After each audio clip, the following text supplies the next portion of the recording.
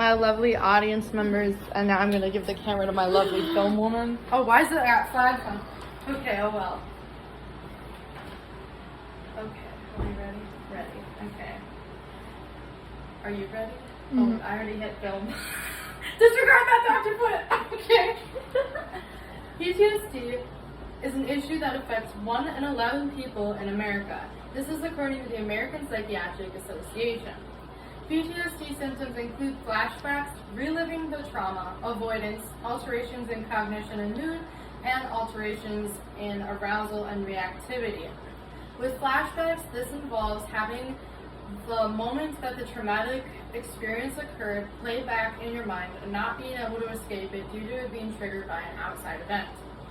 Avoidance is when you avoid certain circumstances that may trigger your PTSD symptoms in fear that you'll go into a panic attack or have to relive the trauma all over again. This can include not going into crowded places or getting into cars with friends and family or places that your traumatic experience might have happened. Alterations in cognition and mood includes that you might not think as clearly as you were. You might be in sort of like a haze with your thinking, and it might make you forget things because one of the trauma responses can be forgetting that the event ever happened, and you might not even remember it till much later in your lifetime. And then mood alterations is pretty obvious because you're not going to want to be happy all the time if you've just gone through something that was really traumatic for you, and you might not have like an optimistic personality anymore, or you might be an extrovert that is now turned introvert because you don't want to go in places with people who might hurt you or situations that might make you feel uncomfortable.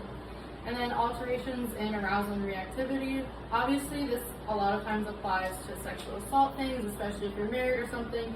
You might not want to be with your partner as much just because it might trigger something that you had endured. And then reactivity is something that might not have bothered you before the situation happened, might bother you now. So let's say you were really good with physical affection before, you might be terrible with it now. Anybody moves towards you, you flinch, they put their hands on you, and you like freak out, and that might not have happened to you before. In my personal experience, in short, it sucks. It interferes with every single aspect of daily life, from friends, family, education, going to the grocery store, driving. It literally affects every single aspect of your life to the point where most people might not understand exactly how much it affects you unless they've gone through something similar themselves. It affects how you relate to your family because, as I said, you were good with physical touch before, but now you're not. Now it's hard for your family to hug you, to show affection, etc. And with going out with friends, you might not want to go at all because you just kind of want to stay home, stay away from anything that might hurt you. You don't want to be touched. You don't want to be thrown into situations that you're not prepared for.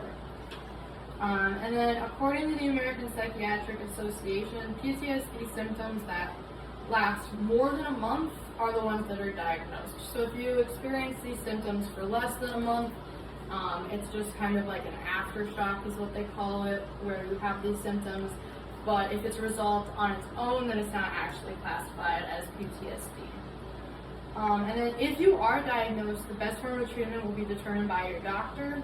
And this can vary from therapy, like cognitive behavioral therapy, to group therapy, and it can also be medicated if it continues to get worse. So the synapses that normally are triggered when you are in an environment that kind of triggers your PTSD symptoms, it can numb those, and so then you won't have as many issues, or perhaps at least not the extent of the reaction that you may have had without the medication. And then obviously supportive friends and family is super important because you need the people in your life that love you and care for you, to be there for you, and to try to help you the best they can, because without support, you're pretty much on the road to collapse. And then treatments include cognitive processing therapy, prolonged exposure therapy, stress inoculation therapy, group therapy, and medication. I covered some of those before, but the ones that I didn't cover were prolonged exposure therapy, and stress inoculation therapy. And those basically include being exposed to certain triggers for prolonged amounts of time. So it starts with a little bit and then increases until you're desensitized to it. And then the stress inoculation one is basically where they determine where your stress is coming from, isolate it, and work on those stressors. And in conclusion, basically PTSD involves every single form of your life, and you will get through it with help from friends and family, but most importantly, counselors and medication from your doctor.